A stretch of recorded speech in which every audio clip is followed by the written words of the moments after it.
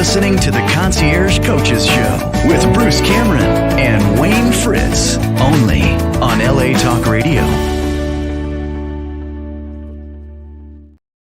Well, hello, everybody, and welcome to another exciting episode of the Concierge Coaches Show here on LA Talk Radio.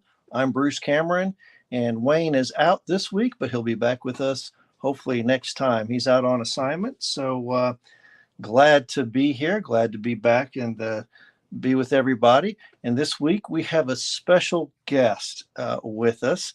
From time to time, we've had special guests that have received coaching or prison consulting.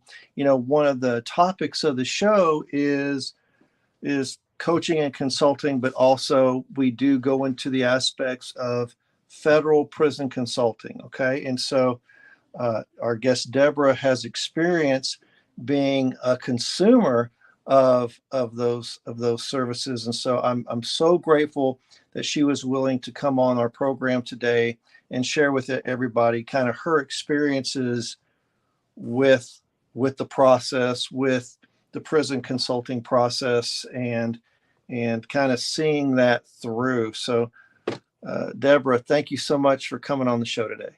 Absolutely. I hope I can help others who are listening.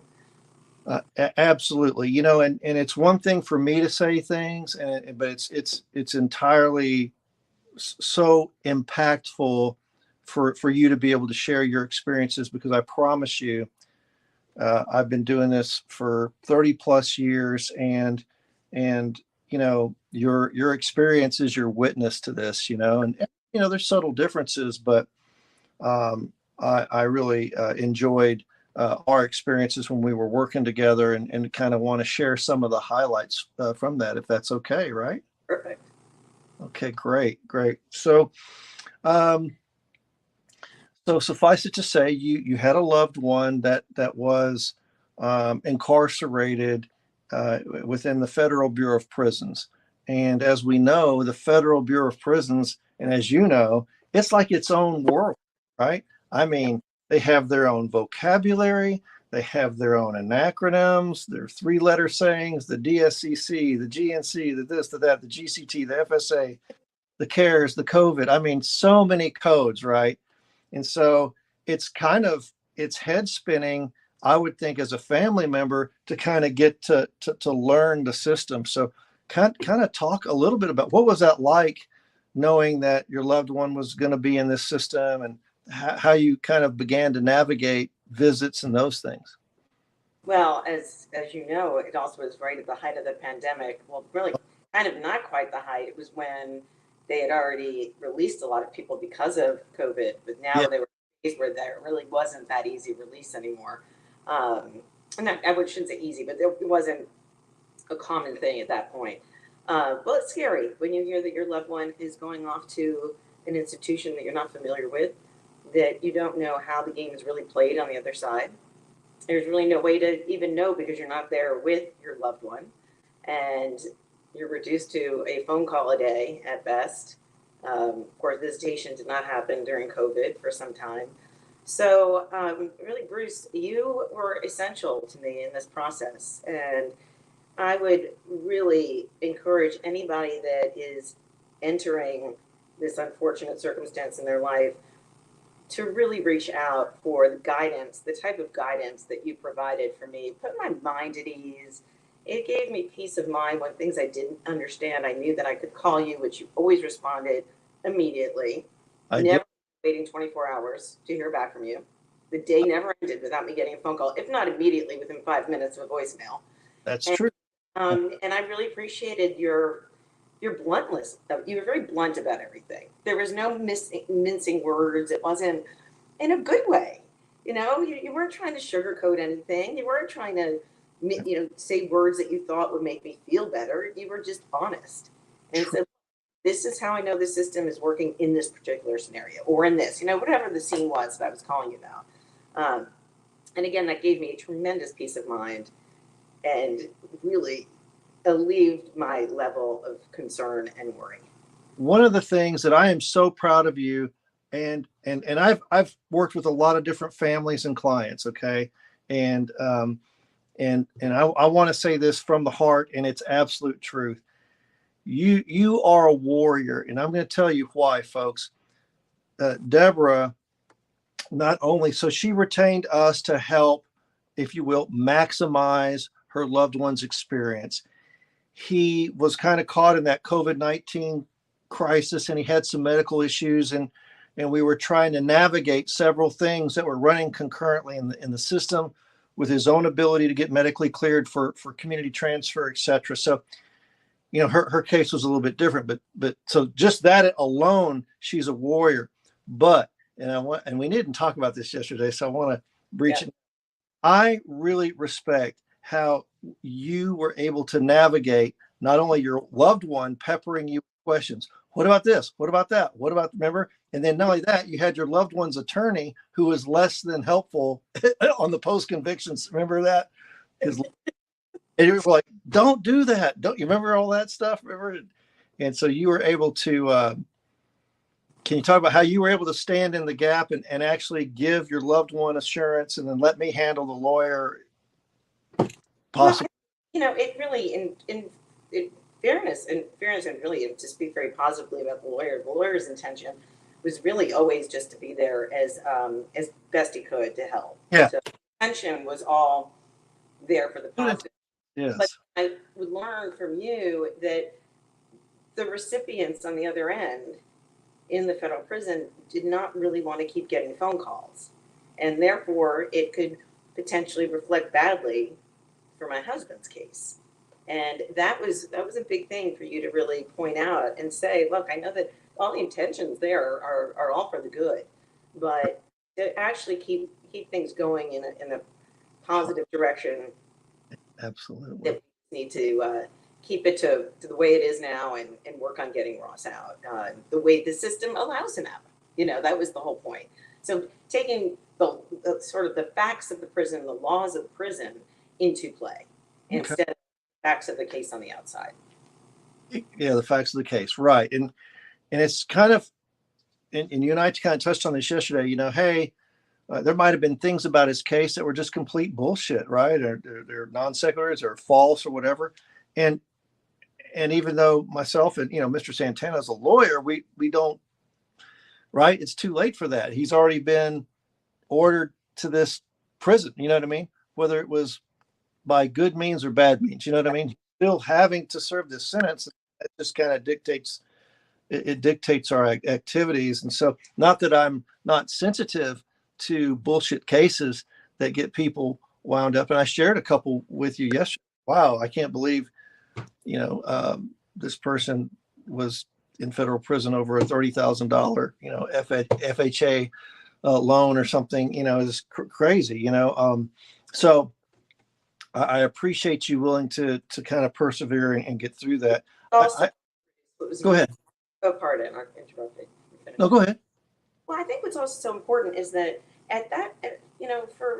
for anyone dealing with this kind of circumstance, it really doesn't help anyone in the process to whine and complain and be upset. It's almost that you've got to just look forward to what is and how we're moving forward in the most logical way that works for everybody, including the system, including the folks at the federal prison. I mean, it helps to have you as the middle person on things when some of the people that work there, and you know the right. It's wrong to say the right people. Yeah, I know. People to call that you're not wasting other people's time is my point. Exactly, and that's that delicate balance too, because I think a lot of family members and inmates overestimate the institution's power. Now, make no mistake about it, the institution has power, but like even with the halfway house placement, or back in the day when we had CARES Act, remember those CARES things that people were getting out on? Basically, all the institution does is do the paperwork and send it up to the region. And actually, the big decisions are made at the region, right? That was huge. Yeah, it's not. And so right. So as a family member, as an inmate, so I went to team and they recommended 150 to 180 days of halfway house. I'm just saying. And so the inmate thinks that that's going to happen. It may not. It depends on what the bed space is, and it depends on what the region says, right? I want to get out on CARES Act, this and that and the other. Well, that may be true. They send it up, but there was a CARES Act committee or two that decided who went out on CARES Act, right? And so those decisions took place independent of the facility.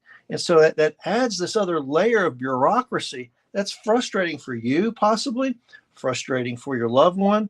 Maybe your family members are saying, what the heck's going on? Why isn't this happening? Why isn't that happening? So then you would call, or you didn't though, because you really understood. You really understood the process. You were a quick study. So, and I appreciate you and your patience. You're so sweet. Well, Bruce, honestly, the reason that I didn't call all the time because we had that upfront conversation, and you said, "Look, I know it's going to be frustrating when you see sort of the light at the end of the tunnel, but you don't see the paperwork being pushed. But understand, it's just part of the process, and just have patience." And Right. you told me that it just, I know, of course, my loved one was very anxious to have a result, but you would always be very calm and say it's a process, and it's best you can be patient with the process. Or finally, once that paperwork finally hit the region, and then I got confirmation, I'm like, okay, finally it's going to happen, and it finally happened. So, and believe me, Deborah, I was as happy as you were, probably more happy. I was going to say that's the other thing I really enjoyed working with you. It just you genuinely care about the people that you're there for, and it's apparent and it's obvious, and you know how to you know how to, like, make it happen in a way that works really well for the institution as well. That's Right. what Well, thank you. Yeah, and I appreciate that. So, well, really good. I want to get to some of the correctional basics. We didn't discuss that, but I know our listeners are dying to know. Now, you had the blessing, I might say, that your loved one was designated to a prison that was relatively close to where you live, and so that was a blessing. You're not one of those family members that had 4 or 5 or 6 hours, or God forbid, take a plane. So that was really good. So what kinds of, let's just talk about the visitation experience. What, as you're beginning to visit the prison, what would you tell other family members kind of starting? What kind of tips or? for me in particular, I did see some other visitors become really impatient with the staff there or the security, and I kind of always tried to take my moment to say, be patient with them. It's not easy on them, so let's all just kind of all work it. So, like, everyone's fine, and really for the most part that was the case. There was one young lady that came to visit her father, and this is a positive story actually. She had come to visit her father, and she had flown all the way from Haiti, and she transferred in Florida, and then she came to this prison in Texas, and she didn't have the right code of dress on, and it wasn't bad. It's just she had these slacks that were too thin, and it wasn't they really weren't see-through, but the code for the rules was that she was not appropriately dressed. So they had to tell her, no, I'm sorry. And she just burst into tears. Please, will you let me see my dad? And actually the security guard at the time said, well, can you go to your car and get us the proof of your flights? And when she showed them that, they said, we're going to approve you to go see your dad. So, there's human nature that goes along with it. I would say for anybody visiting a loved one, just try to be as patient as you can with things that might not seem to make sense to you, but it is what it is. I mean, we had to wear masks at one point, and then it was mask free, but you weren't really supposed to go mask free. And I remember the first time that I went, my loved one was there, and he went to touch my shoulder just because he hadn't seen me in so long. And you can't do that. He's like, because it was COVID. The rules were that you couldn't even touch any anyway. Yeah. But COVID's no longer there, so that's a good thing. And really the visitations were very easygoing. I mean, the room was, people seemed, families are getting together. They're happy. They're happy to see each other, and if there's certain times you can stay longer, Or you might be like me, who after I was there for about an hour, that was 2 hours. I think I would stay for like 2 hours. But does that answer your question? I mean, my biggest advice would be the fear of the unknown is perhaps the worst fear, and that can be exaggerated in your own mind. Mm-hmm. So take a pause before you are fearing the unknown, and try to work within what's working instead of. And you know what? That's where, not so much in your case, but there's what about this and what about that and what about, this fear of the unknown, and having somebody like myself that may be able to answer some of those questions, but also like I will yield because that institution does their visitation differently than another institution. Right. I was actually an administrator of an institution in Louisiana years and years ago, and I always bought pairs of women's sweats and sweatshirts. And so when that case would happen, the lady would come in with some less than or more than exposed. I said, if you're willing to wear these sweats and look like an inmate, The option for them. and you know what? The lady's covered. Yeah. And she got her visit. The only thing I would tell anyone in this type of circumstance, definitely read the rules and regulations of what you can and cannot wear. It's real and it's true, and it's there for reasons that actually do make sense. Maybe not to your personal situation, but in the overall, it's kind of like anything. You make one exception to a rule, and then everyone wants to have that exception, and you just can't start bending the rules for certain people and not for others. So that's a pretty hard list. Very, very well said. Let me ask you this question. Did you ever read the inmate handbook that was available online, or you just read the visitation regulations that were given to you? I read the inmate handbook. You did? All right. You read the whole inmate handbook. I did. So you would recommend people doing that, right? Absolutely. And you don't have to read it. You can skim over certain sections. That's fine. But the thing that's really helpful is that it's all there for you to know. So it is. That eliminates the guessing game. And I wouldn't look upon it. At first, I thought it was going to be so tedious and stressful, and I can't believe I'm in this situation. But if you really sit yourself down and just say, okay, let me go through this, I think it's almost gives you peace of mind, because there's the unknown has answers after reading. It does. It does. It does. Good points. I'd like to move on to another area that a lot of wives and loved ones will ask about is the whole notion of commissary. How much, if you don't, you can take the fifth, obviously, but did you have a monthly amount that was suitable that you felt that your loved one could live under? I mean, how was the commissary experience? And then were you able to mail in books or Amazon stuff or whatever? Go ahead. Yes. In fact, I didn't do the mailing of the books.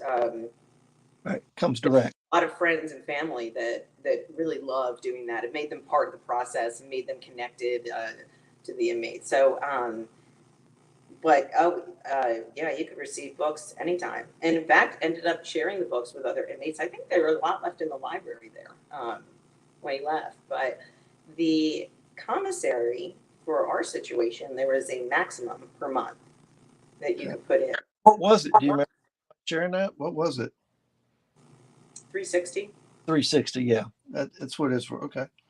And but actually, we kind of really worked where we were actually able to budget even less than that per month. Good. So it all worked out. Good. Good. So you just have to portion how you're spending, obviously, and like anything in life, and right. And also just have. The commissary really was a great everything to have the commissary there, as you can imagine. Once you get a chance to go there, and you can just buy the things that the staples that you need, whether it's cheap. Right. Exactly. So, of course, the food there. But yeah. So, but that works out too. That shouldn't be something. In my personal experience, I did not find that to be something that was a difficult challenge to deal with. Good. No, that's really good to hear. It's good that they had that kind of flat maximum, so you kind of knew what your parameters were. I think Yeah, that's when the budget comes in, where you just have to say, okay. And then I guess as you start to see what the prices are there. Right. I think the first time that it was at the commissary, I think you spend so much all in one Yeah. fell swoop, and then you're like, oh, well, okay, got to change that next time. Yeah. It takes a while to get in that rhythm, and you don't want to have too much stuff in your locker because you don't want to be given the appearance that you're running your own store out of your locker and stuff like that. Very true. I don't know this for a fact, but I think also, yeah, I would say just be cautious not to be too Hoarderish. Yeah. exactly. That's the word. Hoarder. Live leanly. Yeah. But you might shower shoes. Yeah. Maybe just not much. Right. Exactly. Well, real good. Thanks for sharing that. Now, did you, during your course of your loved one's stay, did you happen to have any, and I think you did, you had interactions with the correctional counselor, the case manager, any of the executive staff? Did you have interactions with BOP staff? Hey, to tell you the truth, I actually, once we could resume visitation, which wasn't, it was maybe 6 months that I went on because of COVID. And by the way, I appreciated that because we were being protected. They have to protect the spread in the facility. So it was necessary to have have no visitation. But once we started visitation, and I would see some of the same security guards there when I would walk in, I was like, hey, how are you today? How's it going? After I saw them several times. And in fact, one time, one of the security guards, he said, gosh, your loved one is really starting to walk a little faster these days. It's good to see. I'm like, thank you for sharing, little things like that. They were very kind. And I, during my visitations, at least what I saw. So, and then the case managers were fantastic. I mean, I really didn't deal with case managers very often. It wasn't until towards the end. But again, extremely just matter of fact. Here's the deal. Here's the next step. Here's what could happen instead of this next step, and then they just tell you the things you have to follow as a household and stick to that. Right. All right. Okay. All right. Yeah. Back. Can you hear me? I think I can hear you. Sorry. It's okay. There you go. Good. And so that's. Also say and highlight, it was one of the key things that happened from the start is that you were able to help with the placement. It's not anyone's fault. It's just you're kind of just that ping pong ball that just drops somewhere and you're put somewhere. So when you were able to hear that the location we really want to be close to home, you were able to just call and say, look, if there's an open space here, this is where we'd like him to go. And it fell within the ramifications of his situation. So that started the whole process in a positive way. Well, thank you so much. I retired from the Grand Prairie area, and the Grand Prairie area is where all the designations and transfers go to. Okay. So that's where every inmate placement takes place, is in Grand Prairie. And so, yes, actually, I did know that. Yeah. I'm not being patronizing. I'm doing this for our viewers. But anyway, No, I don't. But I remember specifically knowing, like, what are the chances? Here we are. So right, yeah. So we were retained early enough that when the loved one was sentenced, we were able to interface with the attorney to say, hey, recommend these 2 or 3 institutions that are close to the loved one's family, that are lowest security and safe, and will be able to provide for their program or medical needs. Sorry.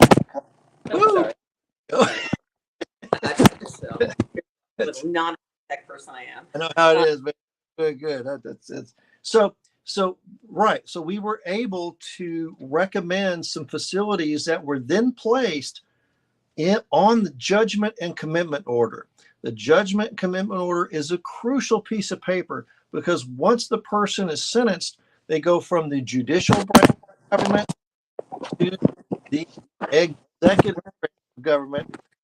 And so the Bureau of Prisons is the executive branch of government that goes to the designation center. They'll look at the pre-sentence report, look at his criminal record, his points, and those things, and they'll look at the judgment commitment order, and they'll see if the judge recommends a facility and that works, and they have a bed open, they'll put them there. Now, one thing I want to let everybody know and remember is that the judge really has no authority to tell the BOP what to do. The judge can recommend to the BOP. The judge can recommend, but the judge can't tell the BOP what to do. The only thing the judge really has the power to do moving forward would be to change the sentence. Okay. So we had some COVID cases where they didn't get COVID, but they did a 2241, and the judge said, you know what? I'll change the sentence and I'll take 6 months off the sentence, or I'll take a year off the sentence. Well, that's fine. The judge wants to take time off the sentence. The BOP, we're more than willing to oblige that, right? Because that's not us.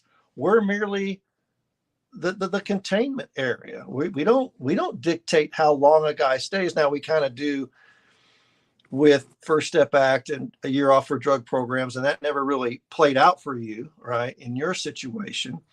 But anyhow, so thank you for bringing that up. So yes, we were able to get a location that was close to you. Yeah. Mm-hmm.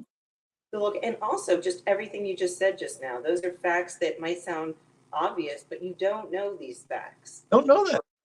The whole system. So even it's more, I mean, I actually really did think that the judge had then that happens automatically, but no, that's not the case. And then when you explain that makes sense. I mean, they're the ones that the BOP has to juggle all these different numbers of people that they're managing. So it's not that they're trying to not make it happen to a place that was requested, but if it's not open, if there's no beds available, and it like that ping pong ball, boom, and then what's open that moment? And my God, and if that's a bad place, usually the inmate has to stay there 18 months to 2 years before they'll even think about a transfer, right? Wow.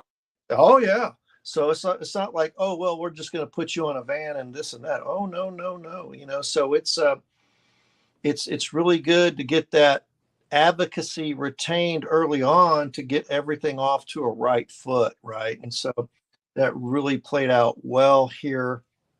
And as you said, the timing of that is important, so that there's not if you lag too long in time, you could once you're placed, you're placed. So right. Kind of sort of, yeah. Unless you go for a program transfer or a medical transfer to there are a couple of transfers that we saw happen because it's a medical facility that he was at, but but Bruce, literally from the beginning, I mean, I can't reiterate to the listeners. I mean, peace of mind for me. I no longer had to fear the unknown because I could call you with any concerns or call you. I remember one time in particular, maybe it was a couple of times, when I did actually have a phone call every day. And so when that phone call didn't happen and I would be worried, and you would reassure me and say, if you're not getting a call from anyone at the facility that works there, everything's fine. Like, don't worry when you can't hear. Right. Let's talk about that, because so much of this is a waiting game. How did you, right? I mean, you knew you had me, you knew we were working for you, you knew that we were doing everything we could do. And we know that systems were in place to get your loved one further down the road to release, right? He had to go through some things to get to that point, obviously. But how did you cope with the waiting? How did you develop patience? That's a very good question. I didn't have a lot of patience certain times, just to be totally honest.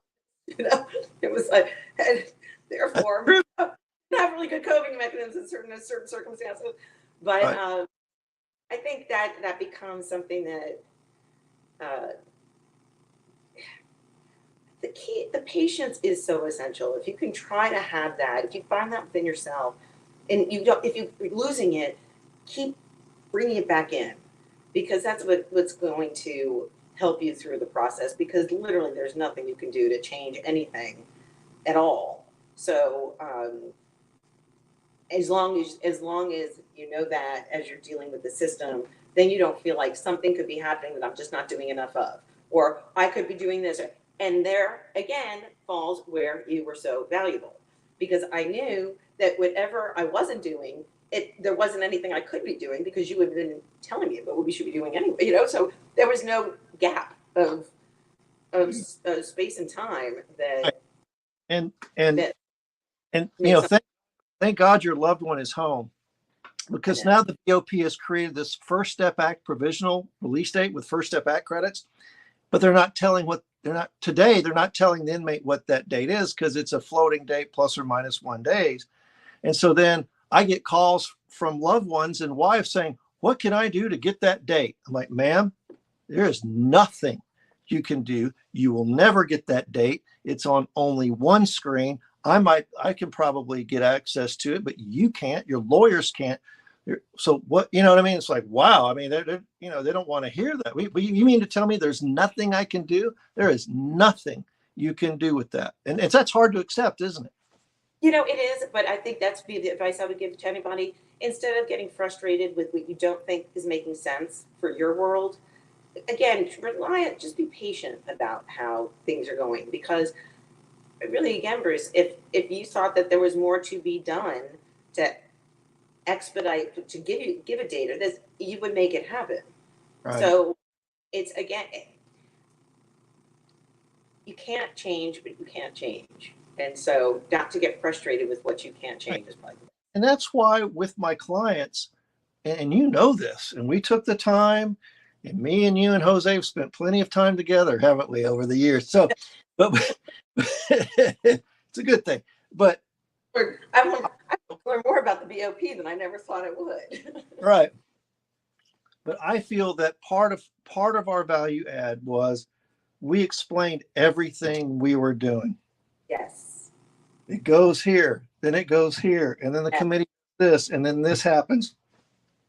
We did this. We interacted with the regional office in this capacity. We did this. We checked on this in this capacity. And so I feel we were an open book. This is what we're doing.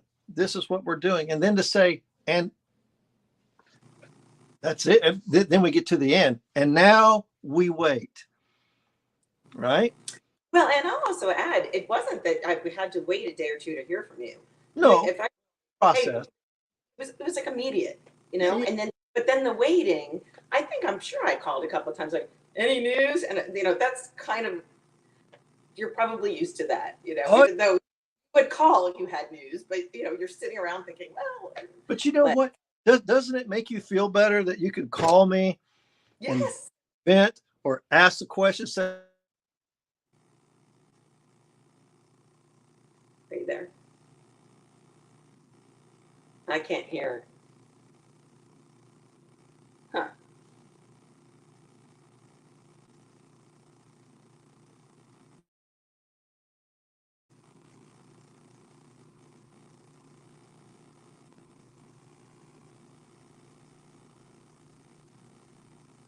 Mine's not muted. I'm back. There I am. Okay. Technical difficulties. It works both ways. Please, So, right.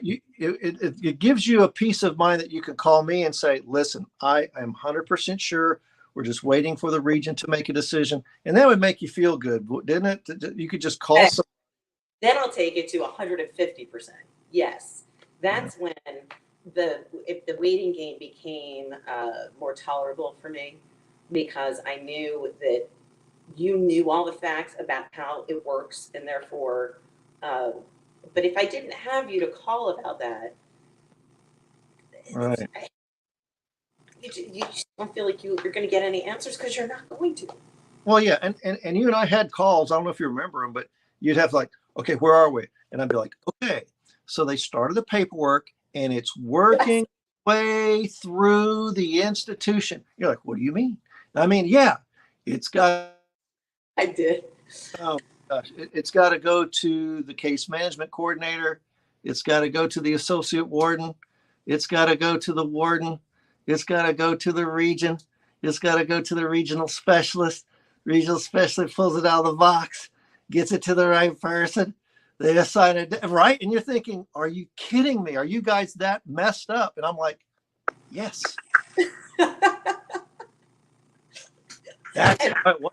There's nothing you can do about it. Well, and also there's just so much that has to be done for everything there. So I don't claim to understand the system that I don't work within. So it's just helpful for you to guide me during that process. I can't, I mean, that's really the theme I want to tell anybody, like having the guidance of someone like you who is in the know of how things are working, hands-on, firsthand experience, then that just it changes the whole dread of the whole process. And I'll say this, oftentimes people hire people like myself thinking that they're going to get some sort of edge or some sort of more time. Sometimes that happens. I'm not going to lie, because we're able to get in there and get these referrals, and it results maybe in a month or 2 or 3 more months, depending on the bed space issue, or a quicker resolution on a jail time credit gap, which gets the person out earlier once they rectify. Anyway, you didn't have that issue, but it is so hard. And I want you to back me on this. It is so hard, I think, just to get the inmate what they have coming in a timely manner. Yes. That makes sense? It does. And that's something that you told me straight up Yeah. at the beginning. That we're looking at, I mean, we're not changing this around. I mean, the sentence is period. It's just like, hey, and so like you said, during that routing process, and I think for you guys, it was like the CARES Act. So that was another routing process. It was a separate routing process for CARES Act consideration and a separate committee. So it's like double the work, which is fine. I love it. No. We Well, love it. yeah, true, exactly, and a separate committee. So you've got a whole different type that or different people you're working with. For us to say, hey, where is this? Like, oh shit, yeah, he's over here in this pile. Let's move it from point A to point B. Shoot, that's a $2,000 call. I mean, in a sense, not really. I'm just messing, but you know what I mean? Because had that call or that hadn't happened, the guy would have sat there longer. Sure, they would have gotten to it, but in their own damn time. It's the government. I was there. You know what I mean? So having that, I think, really helps, and it helps the person get what they have coming. And you would think, well, why am I paying taxpayer money? Of course the government should do it in a timely manner. It's like, but it doesn't happen that way sometimes. Anyway, I'll get off my soap. Different, clearly, and every facility is different. But I just think in general, it's kind of no surprise that it is a process that is, even when you think that's the other piece of advice I would say, as you're nearing these dates that are thrown out of, well, it looks like you're going to be home, and the inmates told they're going to be home because they think they might be, but then there's all that other stuff that has to happen, which then gets delayed. And then you have your loved one that's frustrated, and you're frustrated because you're waiting for your loved one to be home. But again, I would just take a pause and just say it all works itself out in the timing that is in its own time. But again, knowing that I can call you and say, what's going on is you reiterated to me to be patient all the time. I say that. I mean, not just to you. I mean, I have to be patient with myself. Yeah. I'm a high-spirited guy, and I don't like it either. If things are unnecessarily delayed or whatever, and I've had institutions have the gall and crust to actually ignore me and Jose, and it's like, that's not acceptable. We would just take it to the next level real quick, and they're going to understand that wasn't necessarily a good thing to do. as stewards of the public trust. And again, when I was in that chair as a BOP official, I always called back the family member. I always called them. They might not like what I say, but I would say, ma'am, he can't go home for the funeral trip. But, it was his, ma'am, I'm sorry, or whatever, but I would still at least interface with the family member and give them the policy name and number. Hard one when you have to tell someone you can't go home for that, but it's tough. You can't. If it's like the rules are the rules. You may start making exceptions in certain categories. Even your loved one, had your loved one, God forbid, if there was a death in the family, your loved one would have had to have, he may have been able to go to the funeral, but he would have had to pay tens of thousands of dollars for guard service. Oh, gosh. Yeah. Oh, well, he can go if he has a 2-man escort. Great. $10,000. You got to pay the salary of these guys. What? They're not, Yeah. You know what I mean? It's, so anyway, I won't go into that whole thing because that didn't apply to you. So, didn't deal with any of that. Yeah.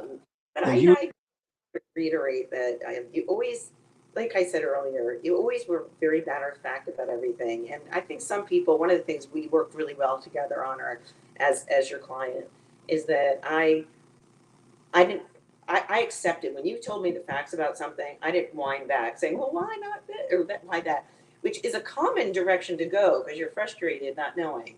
But I really did appreciate your bluntness on everything, and I appreciated that I could know that whatever you were telling me straight was a straight, true answer. the reason why I'm so blunt, it's not because I'm a bad person, which I'm not.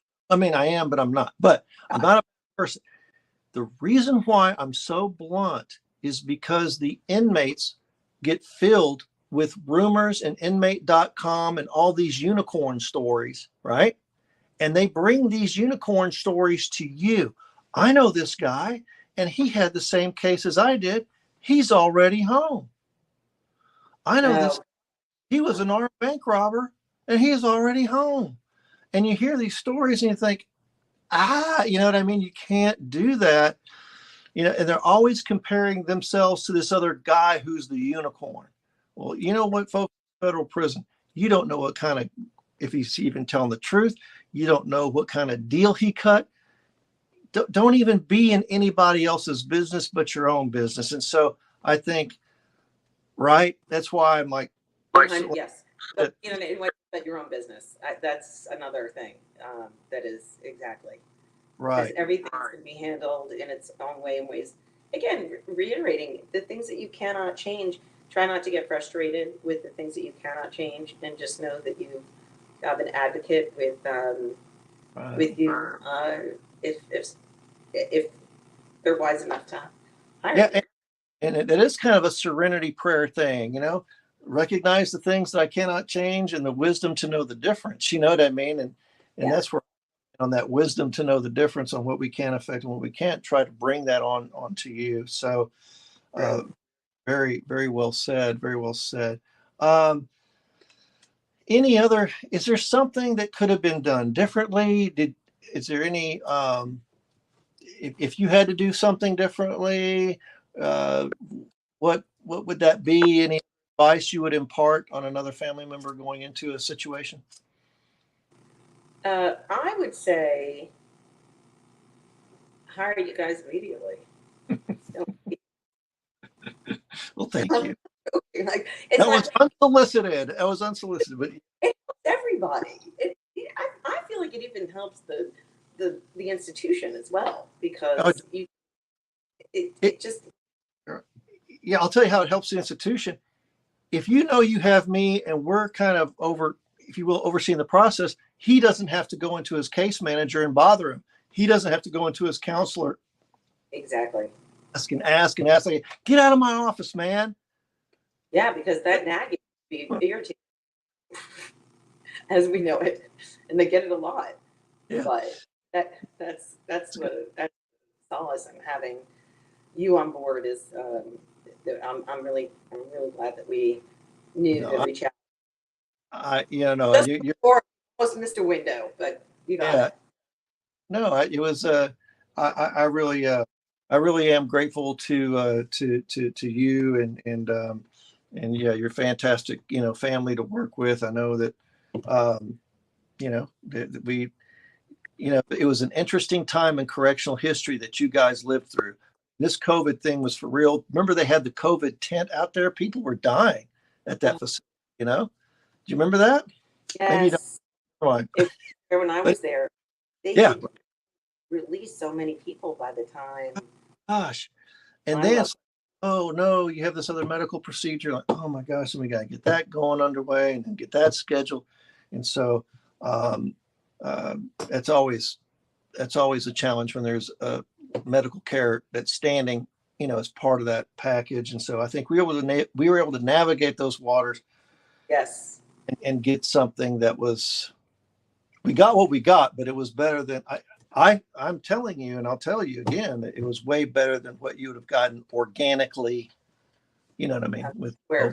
Yes, very much so. Absolutely certain of that. So, yes. And my loved one would agree as well. So wholeheartedly. And tell him, say hello, by the way. Tell him we're thinking of. Glad to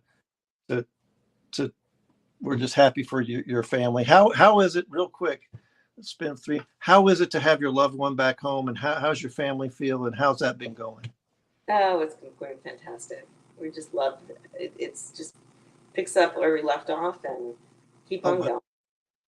Keep on going. And if you keep having that attitude, then you don't look back with such regret. If you just keep even through challenges, try to stay as positive within yourself. Thank you for sharing that. And that's the power of family visitation. You staying in regular contact, visiting him. And so that way, when they do come home, that adjustment period isn't as big of an adjustment. Of course, it's going to be a big adjustment coming home, but because he knows what's been going on with the family and you know what I mean? They know the current events, they know the family events, they don't have to catch up on all this stuff. All it is just kind of getting used to who's supervising you. Hey, did he have to go to the halfway house and do urine once a week for a while? Can you share that? Okay. Yes. That definitely. Right. Yeah, that's the process. We expected that. That was going to happen. Collar offender. Why is he pissing in a cup? He's not a drug guy. Hey, it's just part of the deal. You know what I mean? So I know it's kind of funny, but it's the way. Sometimes your ankle monitor can start going on the Fritz, even though it's on. Did they bother you at 4 a.m. or anything on the ankle? Did they make early morning? They have to, because if they can't detect it, it's not their fault. It's the machine. But I actually was told by the case manager that is common. It is common. And she said, I know it's frustrating. It frustrates us that happens, but it does happen. So if you get a call at like 3 a.m, it's, even though he's lying in bed with the ankle, it does happen. But that's, so again, like the expectations, as long as you kind of can be prepared for what things could happen, it alleviates the frustration when it's happening. Exactly. Well, there you go. That was it. That's the end of the show. So told you I was going to. So folks, Deborah, thank you. Thank you so much for coming onto the show. Maybe we'll have you come back in 5 or 6 months. I know you said you had a lot more you wanted to share. So we definitely want to get that going. Folks, come by our Facebook group at Concierge Coaches Show. What else do we have? Our Instagram is concierge_coaches. We are on Apple Podcast, iHeartMedia, Amazon, Audible picked us up. I mean, we're the little podcast that could. That's all free for you. You can go to the LA Talk Radio website, download today's podcast, or view it on your computer or device. So yes, there it is. Another fantastic episode of the Concierge Coaches Show here on LA Talk Radio. Debbie, take care. We'll see you later. And everybody have a blessed week, and we'll see you next time. Great. Thank you so much, Bruce. You're listening to the Concierge Coaches Show with Bruce Cameron and Wayne Fritz, only on LA Talk Radio.